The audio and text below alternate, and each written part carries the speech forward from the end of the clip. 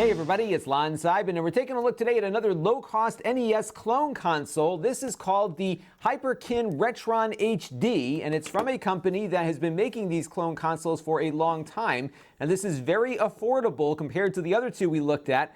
So it's $39. Now you're going to get what you pay for here. You have to keep in mind this is not an enthusiast device, but if you have a bunch of old Nintendo games kicking around, you can pop them in this thing and likely play them. The accuracy may not be there completely for enthusiasts, but for people looking for a way to relive their old games on an HD TV, this might be good enough. And for the $39 price tag, you get the console here along with a controller, which we'll cover here in more detail in just a second. Now, I do want to mention in the interest of full disclosure that I paid for this with my own funds. All the opinions you're about to hear are my own. Nobody is paying for this review, and no one is reviewing this content before it is posted. So let's take a closer look at the hardware now. This does not come with any games. You might have heard of the NES Classic Edition that Nintendo put out around the holiday season of 2016. That was a little tiny console for about $60 that came with a controller and had a bunch of games built in. This has nothing built in. The way it works is you got to take out your old games from the 80s, like this Super Mario Bros. 3 cartridge, pop it into the cartridge slot here, turn it on, you can play your old games again, but you need the original cartridges. And if you're wondering if some of these newfangled flash cartridges might work with it, like the EverDrive here or the Power Pack, neither one of these flash cartridges work with it. And if you don't know what these are, you can actually load up games on SD cards and then use these things as master cartridges on regular Nintendo hardware and a few of the more advanced clones, but this one will not work with those flash cards. So you got to have a original game, and it really latches on pretty tight to these things like many of these clone consoles do. So you really got to give it a good yank to pull it out of there. So get ready for that. It's my only gripe on the hardware side. Otherwise, it actually is fairly well put together. But just remember, there's no games with this thing. You'll need to have the original cartridges, and hopefully you've got a few of them. Otherwise, you won't be able to do much with this thing. On the front here, you've got two controller ports. They work with the original Nintendo controllers and many third-party controllers. It also works with the included controller that it comes with, which is actually pretty nice here. I'm very surprised you get as much as you do here for the $39 price tag. So it's a pretty decent controller, very springy D-pad on it. It kind of looks a little bit like the original Nintendo controller with some angles on it and some little bubbles here on the back for better ergonomics, I guess. But I was pretty pleased with it, actually, for the price tag here. Very well constructed. It'll definitely survive a couple of throws across the room when you get angry at your games. And the cable is ridiculously long. One of the knocks on the NES Classic Edition, the short time that it was out, was how short the cable was on it for the controller. This one is actually longer than the original Nintendo controller cable, so that was kind of cool to see that. But it does have a controller in the box here, and if you have your old Nintendo controllers kicking around, you can plug those into this as well. Of note is that you can actually use the Nintendo light gun, the zapper, provided you're plugged into an old tube CRT television. It won't work on HD TVs with the zapper, but if you are plugging this into an old tube TV, the zapper will work with Duck Hunt and many other light gun games, and that was nice to see as well. Now on the back here, you've got a bunch of ports, and you can actually plug it into that old TV with the composite outputs here. And there are many NES clone consoles on the market like this one that have those ports, but this one has something new, which is an HD output. So you can plug it into your HD television with the HDMI cable here, and that cable is in the box, as are the composite cables, and it will also transmit audio along with the video to your HD television. So it'll go at 720p at 60 frames per second. I'm going to put in some clips of what I captured from this on my extras channel so you can get the exact out of the console experience on that video. I'll put a link to that down below. There's also a power input here for a USB cable. It's also included in the box. You can plug it directly into your HD television, more than likely to power it. That's what I did. But there's also an AC adapter included as well. And this little switch here, if you can, I'll get in closer on it, is the widescreen versus 4:3 switch. So if you want to have your game look like it did when it was the original Nintendo days in a square format, you can switch it over to 4:3. But if you want it to fill the screen up more, you can switch it over here to 16:9. This switch is not in real time, so you have to turn the game off, turn the switch out to the next setting, and then turn it back on again to get that to work. And there's another switch on the bottom, and this one's actually really important because this is how you switch between the European and North American games. And if you are on PAL, that will actually slow some of your games down if you're playing North American games, because there's some frame rate differences between NTSC here in the US and PAL over in Europe. And to my surprise, the console came in PAL in the PAL setting here, so you really need to go in right off the bat and make sure this switch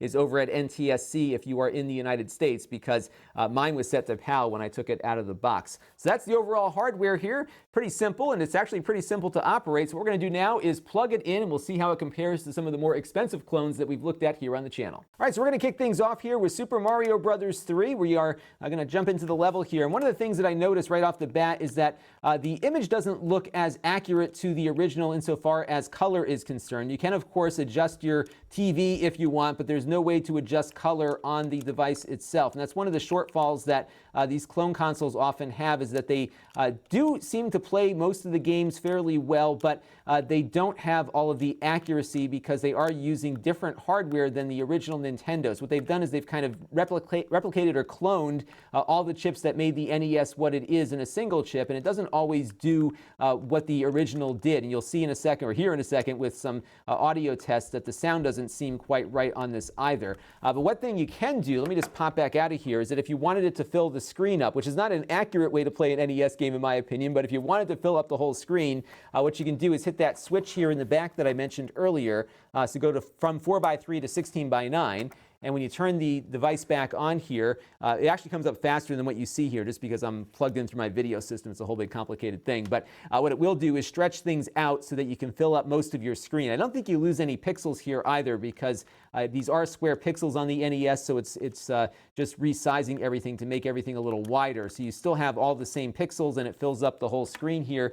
But to me, it looks kind of stretched out and definitely not accurate to the original here. So this is one of those pitfalls you run into when you are running with one of these Nintendos on a chip. But I think for the price point here, and I think for the market that Hyperkin is after, this is not a deal breaker. It's nice actually to get a 720p output out of one of these clone consoles so you can play your old games on your new television. I will talk a little later though about these FPGA consoles we've looked at, which cost a lot more, but if you are buying something like this for an enthusiast, they might like one of those better than what you're seeing here. Now the big gripe I have though is with audio. Let's take a look, or have a listen to some of the issues I ran into there.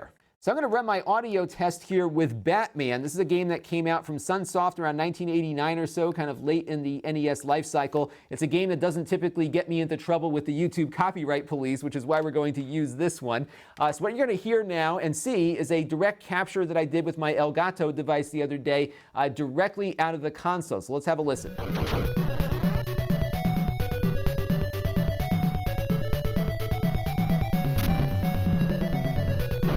All right, so now that you heard the music there, if you are someone who played this game a lot when you were a kid like me, you're probably hearing things that just don't sound right. So let's take a look now at what it sounds like out of an actual NES.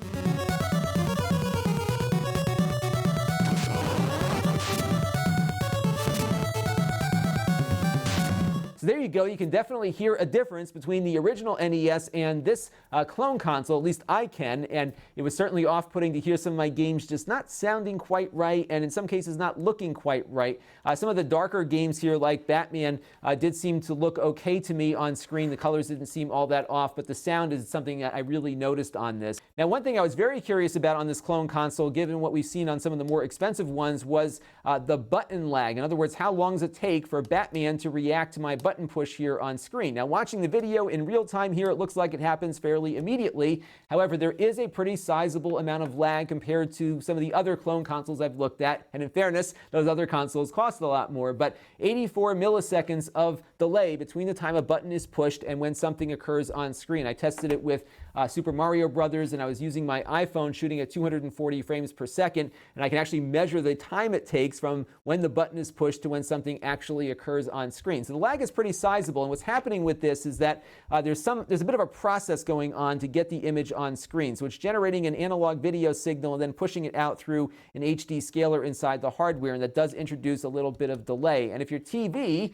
is not set to game mode, you'll get even more lag. So definitely go into your TV and turn on its game mode, which will turn off all the image processing that your HD TV might be doing, because that'll also slow things down. Now, the good news is that when you're plugged into a regular CRT tube television, the delay is about the same as it is on a real NES, also plugged into a CRT television. The lag there was about 30 milliseconds or so, so definitely close to the original hardware when plugged into an older television. So at least if you are hooking up to CRT, it should be about the same there. So for $39, I do think this accomplishes what they set out to do, which is to have a very low-cost device with a controller that can play all these old NES games that are likely sitting in your closet or a friend or loved one's closet. And for a casual player, this is a great way to reacquaint yourself with those games. There's a good chance that if you have these old games in the closet, the console that was designed to run them doesn't work anymore.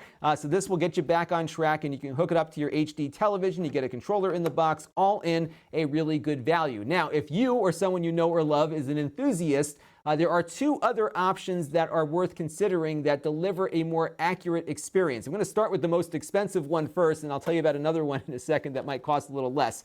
This is the Analogue NT Mini, and for aging geeks like myself, this is like buying the classic car you always wanted as a kid. This is the premium experience here for NES clones. It costs $450, a lot of money, but it's got two cartridge slots on the top here, one for the Japanese games, one for the North American and European games. And what sets this apart is that it's running with a field programmable gate array chip. It is called an FPGA for short, and what it does is it gets programmed at the time that it boots up to very accurately simulate the way that Nintendo hardware used to work. And as a result, it is very accurate in its color representation. The graphics look pretty close to what I remember them looking like way back in the day. The sound is perfect, and it outputs at 1080p. And as a sweetener, this one will also play games now off of an SD card, and the person who wrote the firmware for this added some new features that allows this console to play a good chunk of the consoles that existed in the 1980s with the same degree of accuracy. So the Atari 2600, the ColecoVision, the Sega Master System, basically my entire childhood is in this box, and it's awesome. So as an aging gamer, if you know someone in your life who is also one, this is like the ultimate gift of a child of the 70s or 80s. This thing is like just unbelievable. So definitely worth a consideration, but at a very, very high price tag. Now, in between this one and this one is another FPGA-based console called the RetroUSB AVS. I reviewed all of these before. I'll put links down below in the video description so you can see all of it down there. That one costs about $170 to $185, and like this one, it runs on cartridges, so you have to have your old games out. But the AVS also works with flash cartridges, so you can again use an SD card or a compact flash card, depending on which of the flash cartridges you choose, and be able to have a pretty wide variety of games that you can't play on this console because this one doesn't support these things.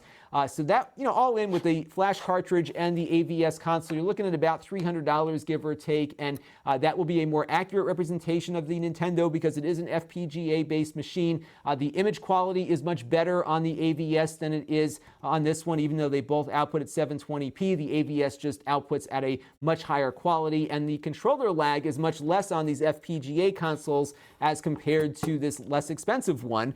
So for example, the lag on this one with the same Hyperkin controller on the same TV is 44 milliseconds of delay versus 84 on this one. So pretty much half the latency, but you're also spending a lot more in the process. But there are other options out there, again, that I think enthusiasts would really love. But for a casual gamer, I think they're going to be quite happy with this because it will give a new lease on life to your old NES games. Don't forget, down below in the video description is also a link to my extras channel where I have a bunch of games that I played on here so you can see how they look and sound. So definitely check that out if you are kind of making a decision between this and maybe something more expensive. And let me know if you have any more questions down in the comments below. This is Lon.TV, and thanks for watching.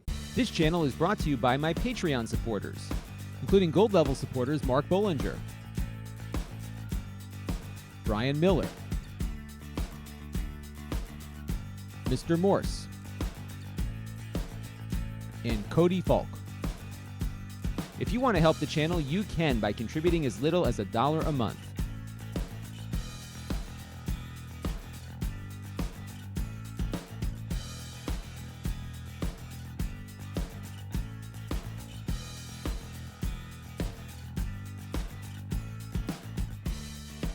Head over to Lon.TV/Patreon to learn more.